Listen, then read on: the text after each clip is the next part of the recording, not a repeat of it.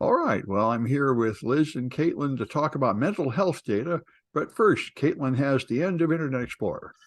Yeah, so apparently I didn't know this, but Microsoft has been sort of keeping Internet Explorer on life support for a while for legacy reasons. So there's this article here by, let's see, there we go, by Usama Jawad on the neowin.net website, talking about how Microsoft has sort of finally ended all support for Internet Explorer. So now that if you're using an older version of Windows, you're basically out of luck at this point. And so it's releasing an update that essentially kills off IE on these older versions of Windows. So if your company relies on Internet Explorer in some way, it better not anymore. And Wait a minute. Now, is the update actually going to kill IE, or is it just that it's out of support and not getting updates anymore? Let's see. So it'll be releasing the IE killing update. Wow. It would happen through a web Edge update. Organizations which have already migrated to Edge will handle legacy use cases, will not be impacted. However, firms which have not done so yet, despite multiple warnings, will risk disruption to their business operations as certain applications which rely on IE may stop working altogether. Wow, that's really hostile to actually kill it off. I mean, instead of letting you use it at your own risk. Yep. Yeah, apparently. So that's what the article specifically says. Now, I'm not an IE expert. The solution is to not put on any more Windows updates, and then you can keep using IE.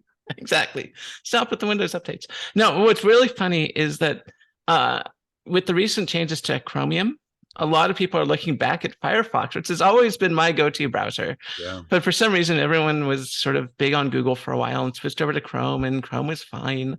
And so Microsoft jumped on the bandwagon, and now the bandwagon is being jumped off of in favor of Firefox again. So yeah, poor Microsoft. They killed off IE to go with Chrome, and now Chrome is sort of diminishing in popularity. So, well, I noticed something just a few days ago. I'm running Windows 11 on ARM, which is like a beta on a beta.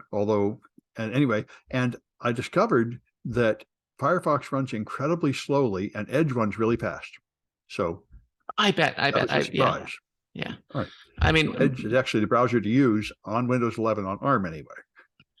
I'm sure it will change, but generally speaking, what I found is that open source software tends to be better written, but have features that were state of the art 10 years ago. Right. So it's probably running through the Rosetta. It's probably running through a translation layer to get back to Intel, which is right. Exactly. So they probably they probably don't have the latest, APIs and ARM. Right. I mean, I'm sure they can compile it for ARM, but it's going to take them a while to sort of catch up. I guess the best way to put it is that open source software is the software they should have written 10 years ago. Yeah. Well, they focus on a different, they focus on technical perfection and not business use, which is what's really boring, where you have to have a bunch of people make it work in all kinds of real world situations. Right. And they're not so competitive that they need the newest, greatest thing right now, like a AI bot in their browser. That's. Well, I was talking to my class about this a couple of days ago. They're very competitive about the detailed technical stuff, which is the only thing they see. Because some people were touting their new privacy solution and talking about, this is great. When we found out the government was spying on us, we all just quit our jobs and made a startup and worked really hard and made this product, and it's wonderful. And here's a picture of our team, and here's a picture of our little garage we were in, and here's a chart showing how much more it's selling than before. And they quit, and they never told you what it is, what it does, or how to get it anywhere. Because they don't even think about that. They only think about the technical bits, and they're blind to marketing and stuff. But it's technically very impressive. I have no idea whether it's impressive. I couldn't get it. I don't know what it does. Oh. And this is true of this is what problem with the technical people. There's a whole other world that's important called marketing and communication that they don't even know exists. Anyway, so in this regard, I was amazed.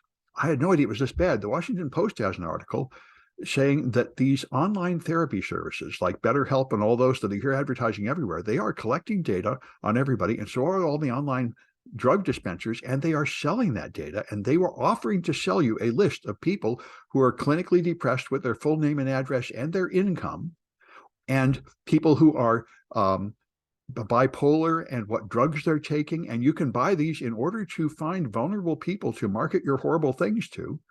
How is And this this is not a perfect. HIPAA? How is What's that not that? how is this not a major HIPAA It's violation? not. And I made this mistake myself 8 years ago when I did a bunch of HIPAA app. I found a bunch of medical apps that were sending data insecurely, and I reported them as HIPAA violations. And they replied and said, no, we are not HIPAA violations. And neither is this, because HIPAA protects medical data only under very limited circumstances. So only like an insurance company that handles a large amount of data for a particular purpose is covered by HIPAA. So selling the data to be used for marketing is not, HIPAA does not apply. It only applies to a small sector of use of the data. But when you reuse the data, apparently this is perfectly legal, which is incredible.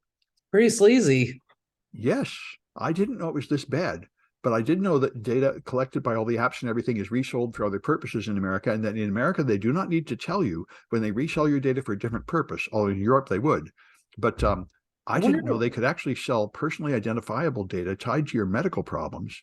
I wonder if the California data privacy laws, if this runs afoul of any of those regulations. Boy, I would like to think so.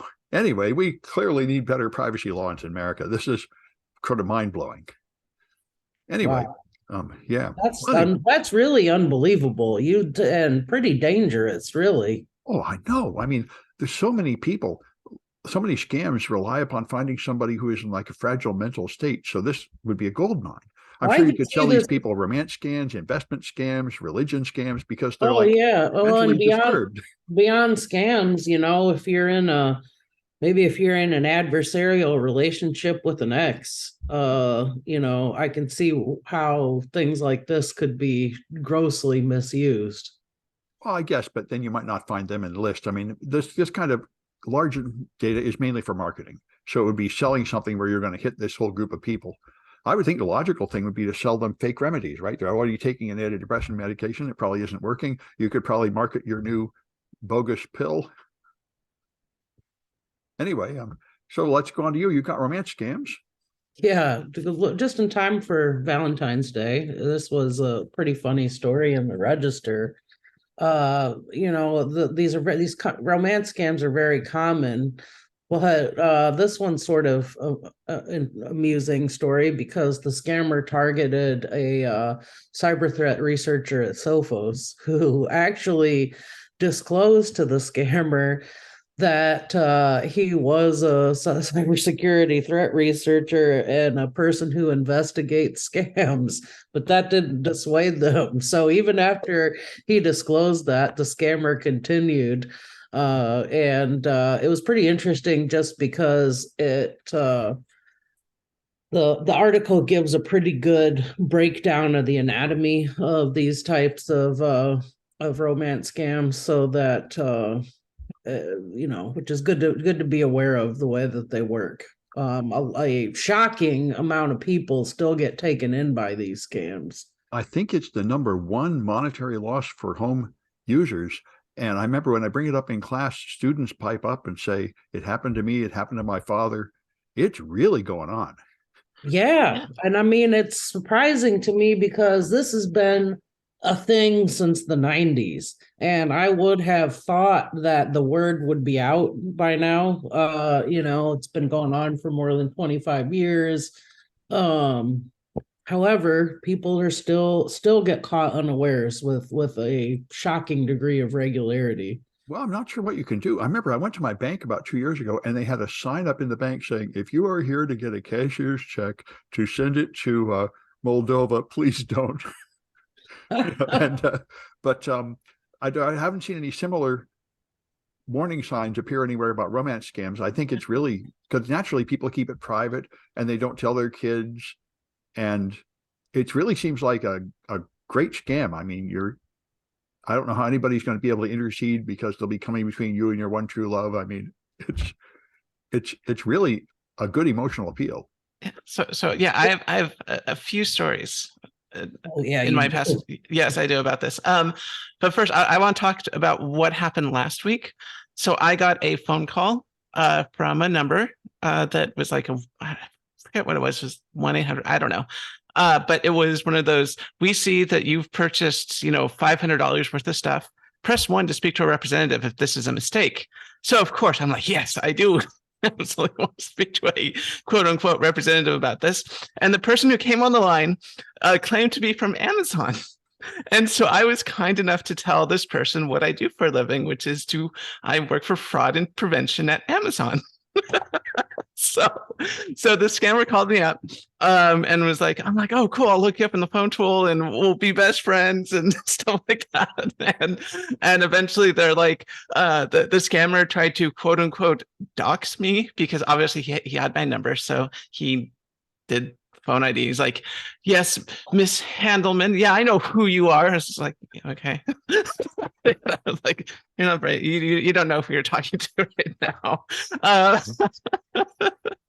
So that happened last week. But also, yeah, I've had friends who've fallen into these romance scams. And the hardest thing is convincing them that it is a romance scam, because that's what people don't get. It's not that these people are stupid or they fall for something, but even if you tell them, hey, this is a romance scam, I can show you without a shadow of a doubt that it's a romance scam. Like, I have this person's, I can show you where they got the pictures from. I can show you the script that they're using word for word. I can show you all this stuff.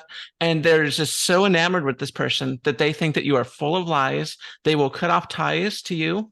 And this has happened. They've cut off ties to me. Mm-hmm. I've had to save multiple people from these scams. They're once a romance scammer gets their hooks into someone, convincing them that they're not, that this person is a scammer is near impossible. It's like trying to tell you that your mother or your father is a evil warlord or something. It's much easier in the beginning. I think this is.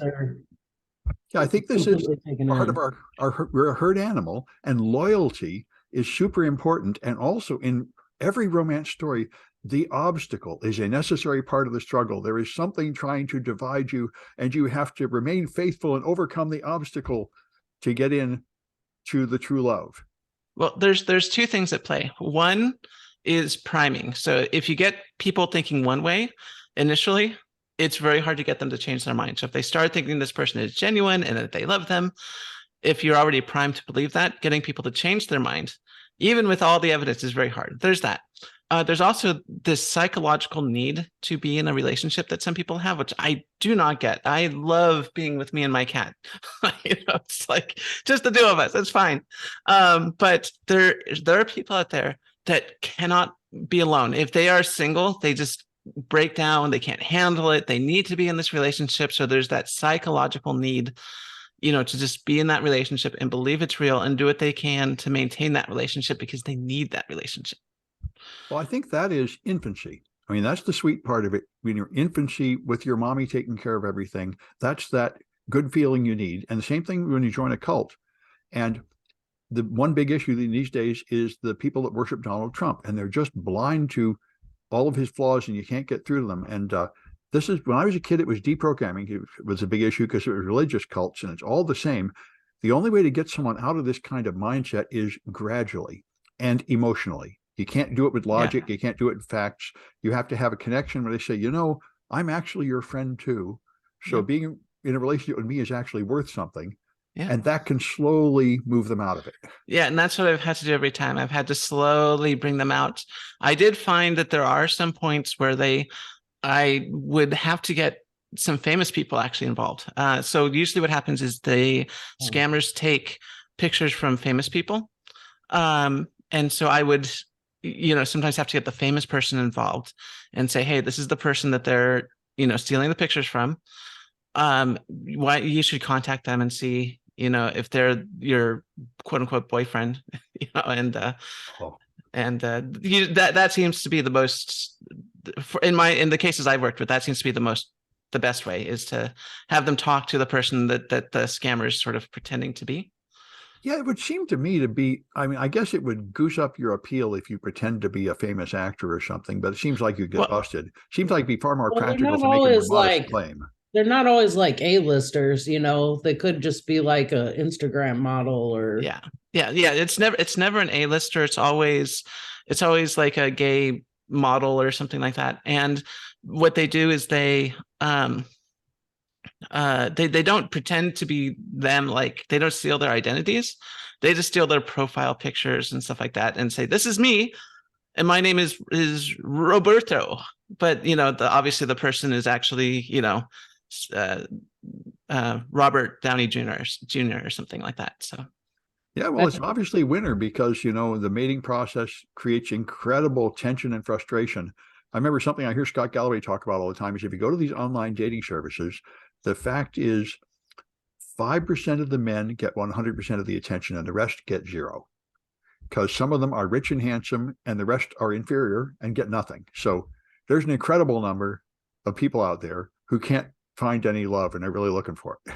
And so now if you just get the list of folks from BetterHelp that are feeling lonely and sad, then you can go target everybody on the list. Yeah, but I think, that's about half of everybody feels lonely and sad in the mating years. I think it's part of the programming. Well, and I mean, there are a lot of sort of theories that things like addiction tap into the human need for connection and the lack of connection. And I think this is the same. People have that inherent fundamental need for connection that can manifest in a lot of different ways. And as our especially over the last couple of years, we've been a lot more isolated socially, and I think that it makes conditions ripe to tap into that. And I think in a lot of ways, with folks like Caitlin was just describing, there are a lot of times where that person knows there's something off about this. The victim knows there's something off about this, or they may even deep down know that it's a scam, but they want so badly to believe it's real. And they have that need driven by that need for connection that they just utterly refuse to believe that it's a scam. And I mean, the guy in the article, the target the scam that he was targeted with was a combo romance scam and financial investing scam. And financial confidence games tend to target. I remember seeing an interview with a con man who said, these only work when you can leverage somebody's greed of getting something for nothing or getting some big bonus that they wouldn't get otherwise. So you really have to tap into people's desire and then exploit that. Same principle, I think. Yeah, well, this is the new one, the pig butchering. That's the standard one where they get you into like a crypto investment. That's also connected to the romance. And that was what the article touched on. It was a pig butchering scam. So, all right, and well, Caitlin's got moon dust. I do have moon dust, and this is actually really good moon dust. So wait, where did I did something bad. I see. I have two browser windows open. That makes sense. So I have a moon dust. Let me pull this up. So this is an article by Engadget. It's written by John Fingus. And basically what happened is that Blue Origin made some homemade regolith. So regolith is essentially moon dust. It is the soil on top of the moon. And it contains things like aluminum, silicates, even some oxygen. And they used all those materials to, one, make solar cells just from the lunar regolith, and also transmission lines. So the wires needed to transmit the energy from the solar cells can all be created from straight up regolith, which is amazing because that's exactly what we need. Like one of the selling points of putting a base on the moon is that we can start just building more space stuff with materials on the moon. We don't have to ship it from Earth, right? We just put up a few machines on the moon and just start mining the resources there. But of course, the main fundamental thing you need is power. Is power actually. That's the big thing. And yeah, we can do it. It can be done. Blue Origin showed that it can be done. You can take dirt and turn it into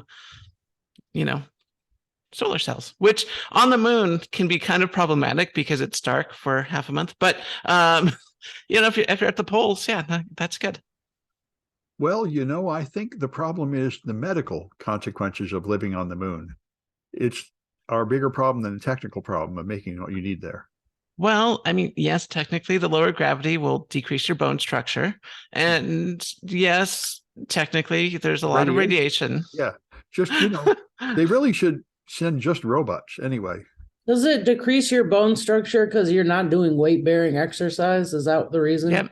Yes. And they do a whole bunch of exercise on the ISS to try to compensate, and it still doesn't work. The bone mass goes down.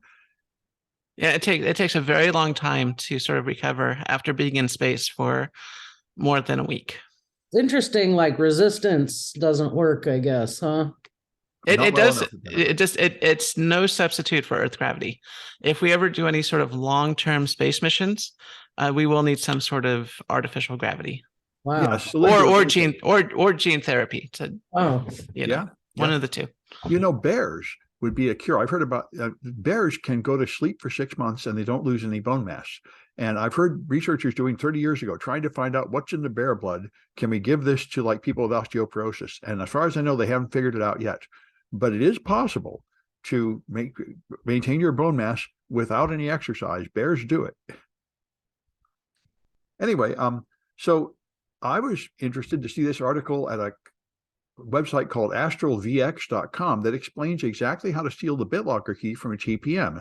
Now, Joe Grand and a gang at Noiseberries did this years ago, that they had to dissolve with acid the structure of the TPM to get the TPM is the trusted platform module that holds the key when you encrypt a Windows machine. And it's considered very secure, but these guys have instructions where you do not have to drill it apart.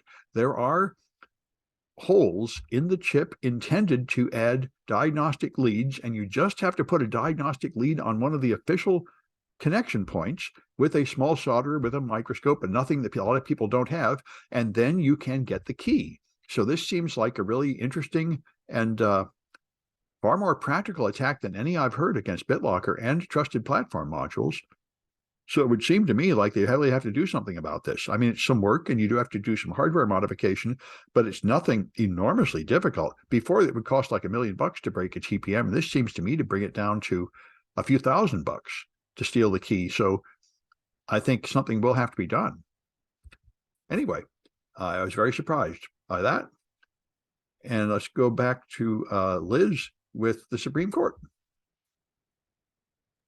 Interesting news around Section 230, which we've discussed in the past here on the podcast.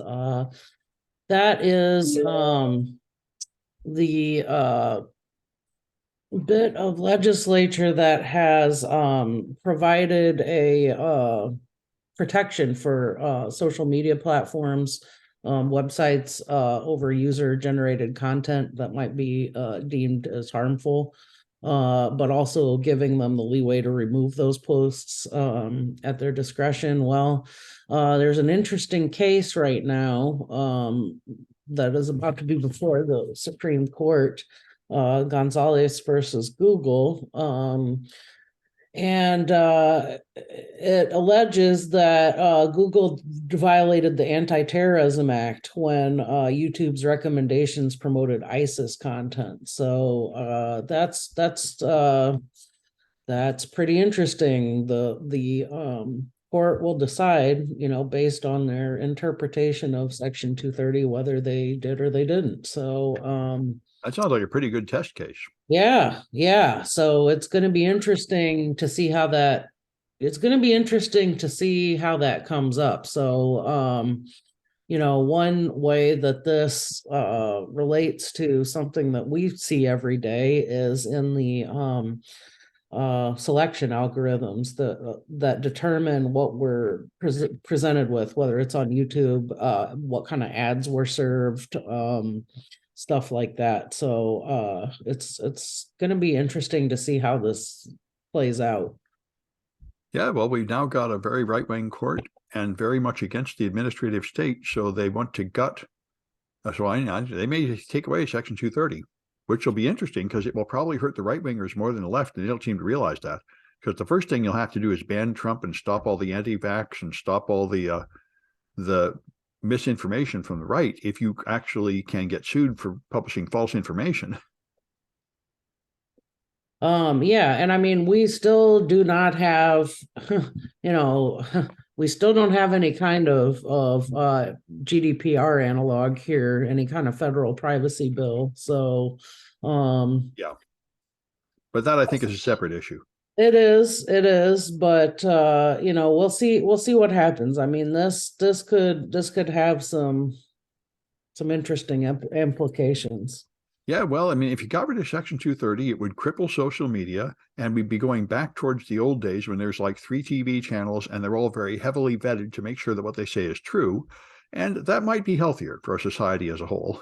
Right now, we have incredibly unreliable sources of news like Twitter and Facebook, which are what most people use for news, which are pretty much just rumors, and the worst, most inflammatory rumors promoted to the top.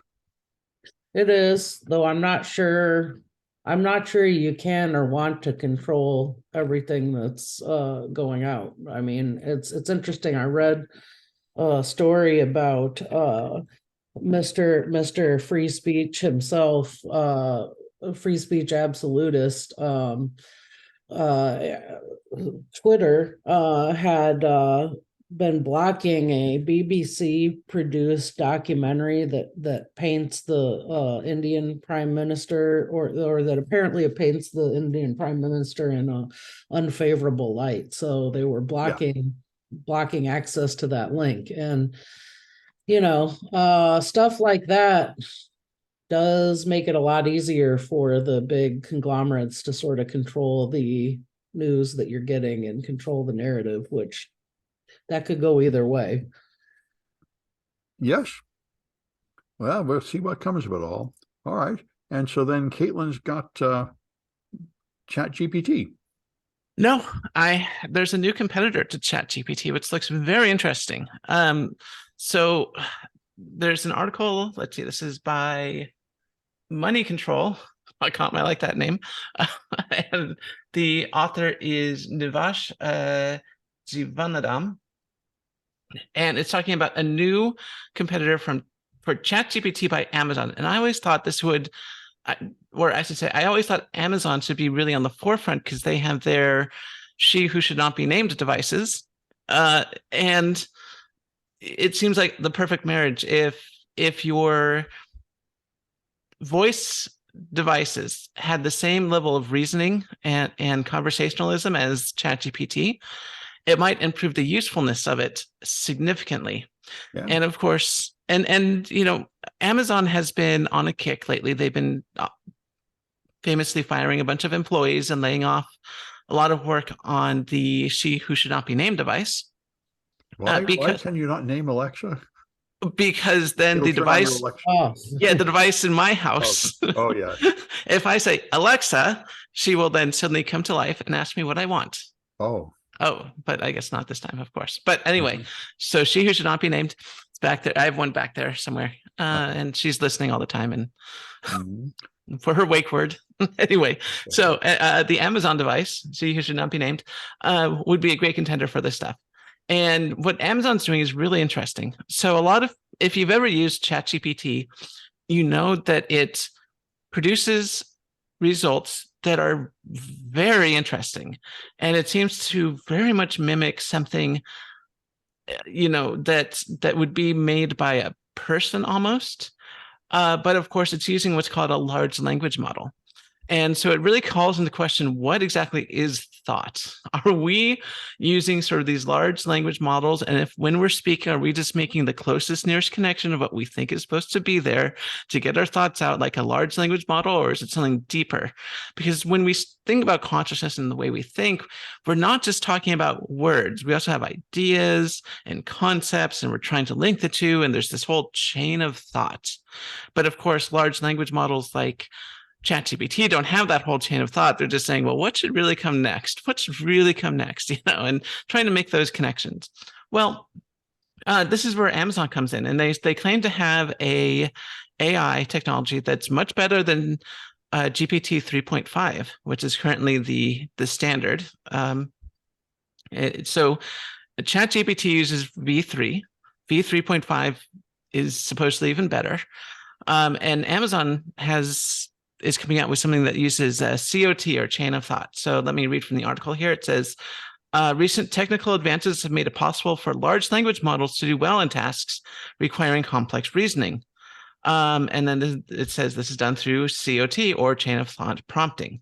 And so basically the way it works is it uses multimodal chain of thoughts to break up problems into intermediate reasoning processes that leads to a final answer instead of a single sort of pathway, which seems more like how it feels like that's more how our brains kind of work, where it's not just a straight, what's the next thing? What's the next thing? What's the next thing? It's you have all these sort of parallel things going on, thoughts, ideas, making connections between what you want the output to be versus, what your input is, and all these things. And that seems to be what Amazon is working on. And it will also incorporate things like vision into like the chat prompt, so it'll understand what a duck looks like, and be able to describe the duck and be able to show images of ducks and stuff like that. So this will be really interesting. The AI wars have really started at this point. So we have all the major players involved. We have Microsoft, we have Google, and now Amazon, all making these competing products,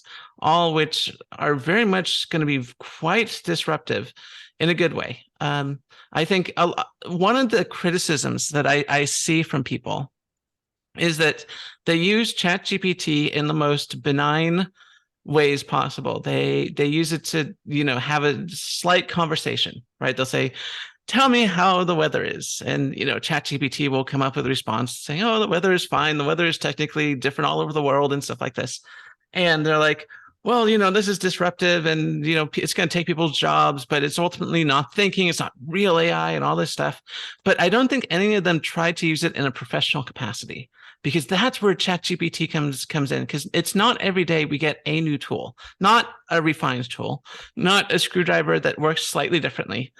But ChatGPT and these new language models are absolutely new tools to get work done.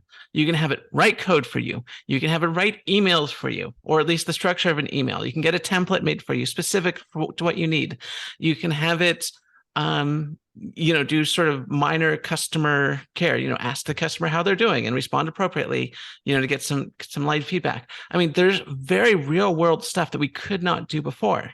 These kinds of tools did not exist before. And so, it reminds me of the early days of like Napster, where everyone was complaining, it's going to ruin the record industry. It's terrible. Nothing good will come of this. But of course, a lot of good came from, moving things online and having the online shops.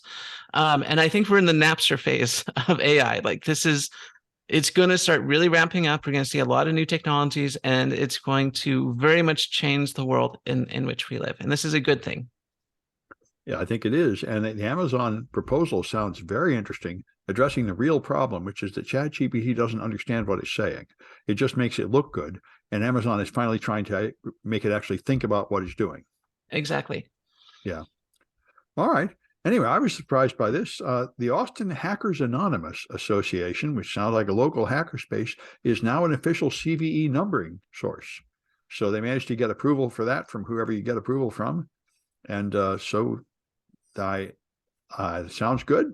I thought they all came from Carnegie Mellon. There's a few CVE numbering places, but apparently your hackerspace can join. I'm not sure exactly what the requirements are, but it seems like a good idea. Anyway, and then Liz has got the FBI's surveillance tool.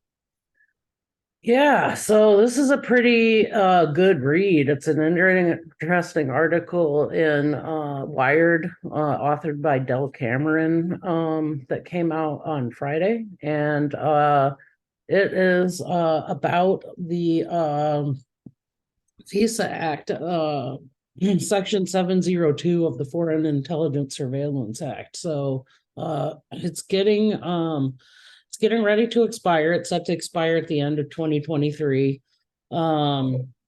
So this is going to be interesting to see how this plays out. Is the government going to extend it?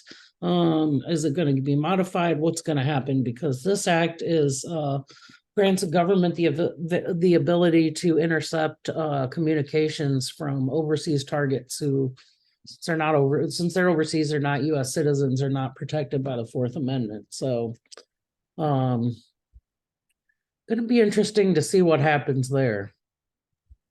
Yeah, well, that'll have to do with our current anti-China hysteria. I mean, it would be, that seems to have replaced the war on terror. Is now, well, war on China seems to be the new trendy thing.